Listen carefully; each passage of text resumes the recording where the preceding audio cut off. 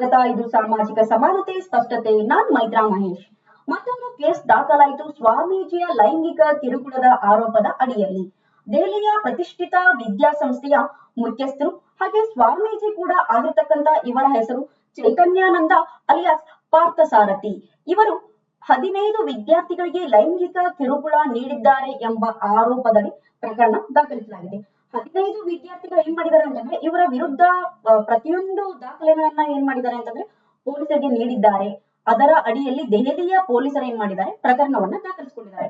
ಇತ್ತ ಪ್ರಕರಣ ದಾಖಲಿಸಿದ ನಂತರ ಈ ಸ್ವಾಮೀಜಿ ಪಾರ್ಥಸಾರಥಿ ಅಂತಕ್ಕಂತ ಸ್ವಾಮೀಜಿ ತಲೆಮರೆಸ್ಕೊಂಡು ಹೋಗಿದ್ದಾರೆ ಅಂತಕ್ಕಂತ ಮಾಹಿತಿಗಳು ಕೂಡ ಲಭ್ಯವಾಗಿವೆ. ಹಾಗೆ ಲೈಂಗಿಕ ದೌರ್ಜನ್ಯಕ್ಕೆ ತುತ್ತಾದ ವಿದ್ಯಾರ್ಥಿಗಳನ್ನ ಗಮನಿಸ್ತಾ ಹೋದ್ರೆ ಡಿಪ್ಲೊಮಾ ಇನ್ ಮ್ಯಾನೇಜ್ಮೆಂಟ್ ಕೋರ್ಸ್ ಕಲಿಯುತ್ತಿರುವ ವಿದ್ಯಾರ್ಥಿಗಳು, ಈ ವಿದ್ಯಾರ್ಥಿಗಳು ಯಾರ್ಯಾರ ಲೈಂಗಿಕ ಆರೋಪಕ್ಕೆ ಒಳಗಾಗಿದ್ರು ಅವರೆಲ್ಲ ಸ್ನಾತಕೋತ್ತರದ ಒಂದು ವಿದ್ಯಾರ್ಥಿಗಳು, ಸ್ನಾತಕೋತ್ತರ ಪದವಿಯಲ್ಲಿ ಕಲಿಯುತ್ತಿರ್ತಕ್ಕಂತ ಒಂದು ವಿದ್ಯಾರ್ಥಿಗಳು.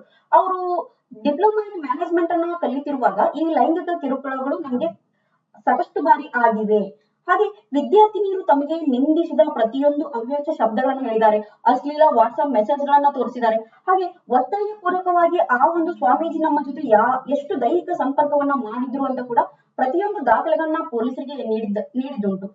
ಹಾಗೆ ಸಾಕಷ್ಟು ವಿದ್ಯಾರ್ಥಿಗಳು ಇನ್ನೂ ತಲೆಮರೆಯಲ್ಲೂ ಕೂಡ ಇದ್ದಾರೆ ಅಂತಕ್ಕಂತ ಅದೇ ವಿದ್ಯಾರ್ಥಿಗಳು ಕೂಡ ಹೇಳಿದ್ದಾರೆ.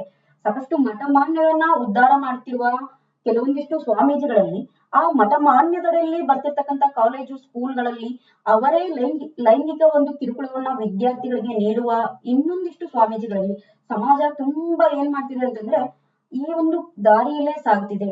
ಮತ್ತಷ್ಟು ಹೆಚ್ಚಿನ